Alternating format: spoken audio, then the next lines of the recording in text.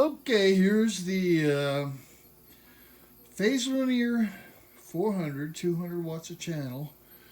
Before you get into purchasing that 700B for over $1,000, you might want to consider that this amplifier at 200 watts a channel or more will probably do the trick.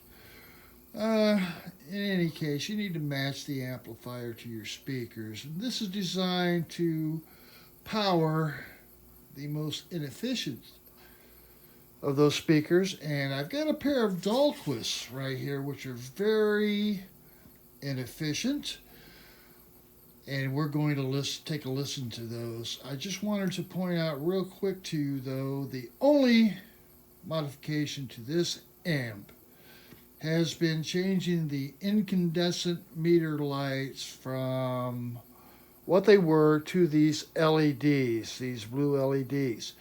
Other than that, the amp has not had any repair done on it. It's totally original. Transistors are original. All the bias adjustments have not been touched. It's never had the case apart. It has always worked perfectly. You see, I've got it powered up, and I'm going to turn on the lights just for a second here so that you can get a better view of the amp.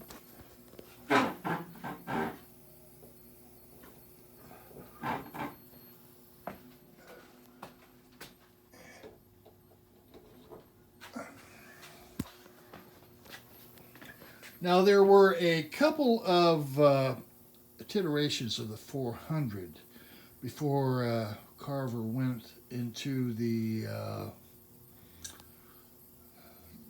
other 400, the Type 2, I believe it was.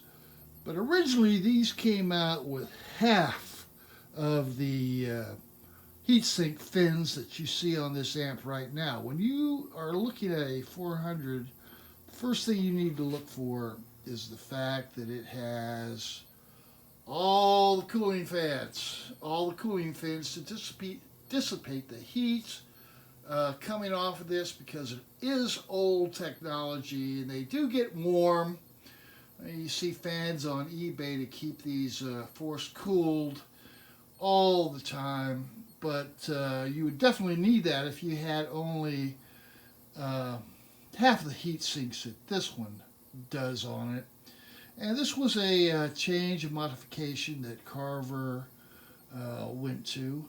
I could show you the back of the amp, but there's really nothing to see there. All the transistors are original PL909s with the RCA 410 drivers. It, like I say, it has not been touched since it came off the factory floor. So I'm assuming that everything in the amplifier has been factory calibrated, and I don't see any reason why it would drift at all. All the transistors, I'm sure, match, and like I say, it's as good as the day it came off the factory floor. The lights themselves have nothing to do with the audio circuitry. They're just there to illuminate the meters. Okay, the first thing I want you to listen to before I play a tune here, these are my Dahlquist, and you can hear that nothingness. The amp is totally quiet. There's absolutely no hiss, hum, anything coming out of this amplifier.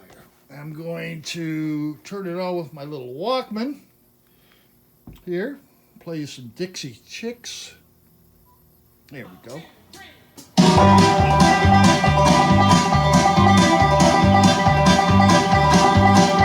Well, he told me that he was tired of being good. And he told me that she don't treat him like she should. Well, he told me when he'd be alone, he told me how long she'd be gone. I'm only human. He shouldn't have told me that. Well, she told me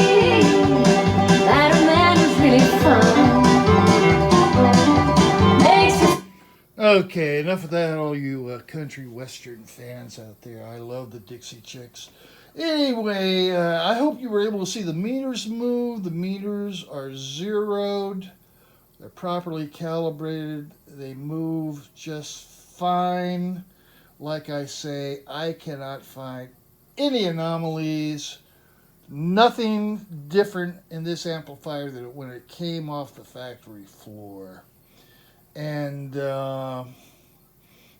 there have been any internal mods. Some